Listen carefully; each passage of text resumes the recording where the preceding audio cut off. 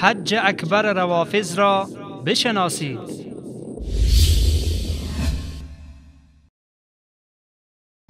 آیا اومدن کربلا همون قصه حج داره یا نه؟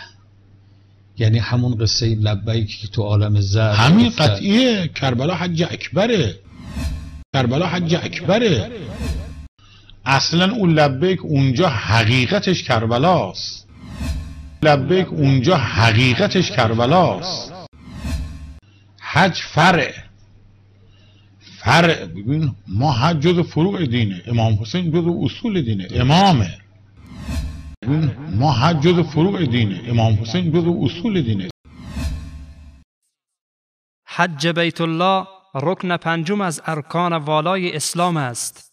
الله متعال فرضیت حج را در قرآن کریم چنین اعلام می کند: ولله على الناس حج البيت من استطاع إليه سبيلا ومن كفر فإن الله غني عن العالمين.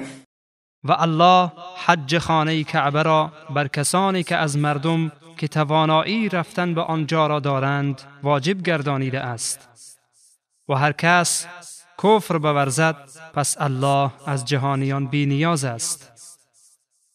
و به اتفاق مفسرین اعم از سنی و شیعه، الله متعال یوم نحر یعنی 10 ماه ذوالحجه که بیشترین اعمال حج در آن روز انجام می‌یابد را روز حج اکبر نامیده می‌فرماید: وأذان من الله ورسوله إلى الناس يوم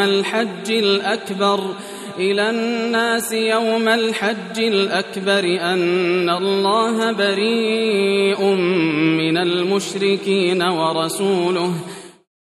و این اعلامی از سوی الله و پیامبرش به مردم در روز حج اکبر است که الله و پیامبرش از مشرکان بیزار هستند. و عده‌ای هم مراد از روز حج اکبر روز عرفه را دانستند. تفسیر ابن کثیر، تفسیر روح المعانی آلوسی، التبیان فی تفسیر القرآن توسی، تفسیر المیزان طباطبایی.